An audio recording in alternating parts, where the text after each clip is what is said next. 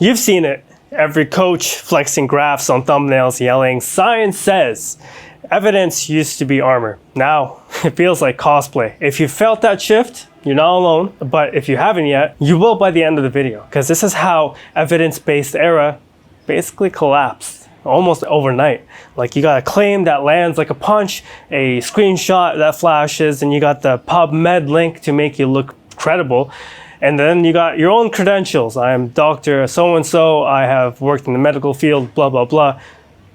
Boom, the conversation's over. Even if the link doesn't say what they said.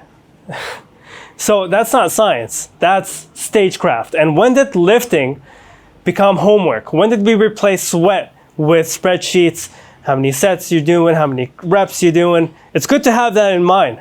But when we're using like peer review for our warm-ups, it gets kind of boring. And yeah, I've played that game too, but watch what it cost me. Every influencer's got the same formula. First, you got to pick a side. Whose advice are you going to follow? Because if you follow one advice, it's likely going to contradict everyone else. So usually the step-by-step process is find a study that agrees with you. And then step 2, stretch it until it fills your thumbnail. Make like step 3, you make it confident enough that people come in and it just becomes law. It's no longer, this is the opinion of, now it's more like, this is the fact, here's the science. Even though the studies may not align with exactly what I'm saying, it's okay, here's a study with PubMed. By the way, I'm a doctor. Then you got this game that's like, it doesn't become anything that we need today. We don't need someone to take sides. We need someone who can listen. We need an open mind. Taking the Raven's Advanced Progressive Matrices test, and I pegged at scale high. So you get every single question right. And so my IQ is above 160. We don't know how high because they don't do standardized IQ tests. You know, may become does. Everything just turns into facts. Suggest becomes prove. And if someone disagrees, they're labeled anti-science, they got an agenda, or they're on a witch hunt. You've heard the same stories in the past week. And then you got the meta-analysis says, it sounds official and credible. But sometimes when it's stacked weak enough studies, you don't get strength. You get a taller pile of weak sauce. And real science is slow. It's open-minded. Ongoing learning process. It's what ifs, or does it include? There's so many factors that there's no one person with all the answers. I'm both on a raw IQ scale smarter than almost every coach, maybe every coach. And I know more about physiology, body responses, etc. than they do in most cases. Influencer science is loud, it's quick, and it's certain, and it's always factual, emotional. You think you know? You are presuming you know more than me about the thing I'm one of the top experts in the world in, and also the thing I'm literally involved in myself. So whatever ideas you have about how I can improve, just write off. And the algorithm loves certainty, and sponsors, well, they also love certainty. And certainty becomes a currency, because if you have a YouTube channel and you're sure and you're authority, you're not going to be questioning myself, or no one's going to question me. I know everything.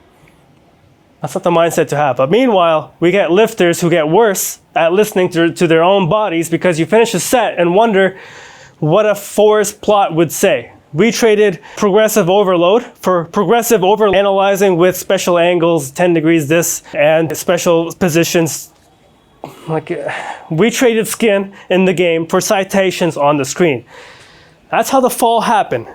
Let me give you the 3 ways to spot the costume, because it's pretty obvious. 1, they quote effect sizes but never says who tested it. 2, they confuse mechanisms with outcomes. 3, they upgrade uncertainty into commandments. If it jumps to from might do to never do, you're watching performance, not inquiry, and certainly not an open mind. I used to think, like, I've done it too. I've made looking at papers become this thing where it's like, okay, it says this, it must be right. But when it comes to the barbell, it can humble you. And the data doesn't care how articulate I was. The weights just asked, can you lift and can you destroy the muscles? I had clients who followed everything perfectly. Volume, reps, recovery, and still stalled. But you know what fixed it? I stopped adjusting spreadsheets and started watching bar speed. If you want your training to survive this whole circus of a clown show, here's how you do it. Pick one big lift, one small habit, one metric you can track every week, and run it for like 8 weeks. No tweaks, no, oh, it's just so shiny, I gotta chase this trend. And then you keep what worked. Discard what only looked smart and didn't feel great. Science, it's not the enemy. It's pretending, it's having a fake face and saying, this is a fact, you can't argue with me, I'm PhD, back off. So whatever ideas you have about how I can improve, just write off. No, it doesn't work like that. PhD, I have friends with PhDs. They listen to me. I have no credentials. I don't have a degree. Why would they listen to me? I have some opinions. I have some perspectives. And I have experience. I know what works for me. I'm not perfect, but I'm always learning. And I'm open to ideas, no matter how silly they may sound at first. I'm open to hearing them. So evidence just becomes this thing where it doesn't inform decisions. It's not supposed to replace them. If you see me slipping back into costume, where I'm faking it out, hey, call me out. Because the fall of evidence-based fitness isn't the death of science. It's the death of pretending and having this fake mask on where you can't fake it because the barbell doesn't care how nuanced you sound or how smart you are. It listens to effort. It humbles you. No one can fake that. It forgives you faster than the algorithm ever will. And if you train honestly, let the results embarrass that face. Let the results become your brand, not your words. You'll feel it next time you rack your weight. Not in your comment section, but in your lift.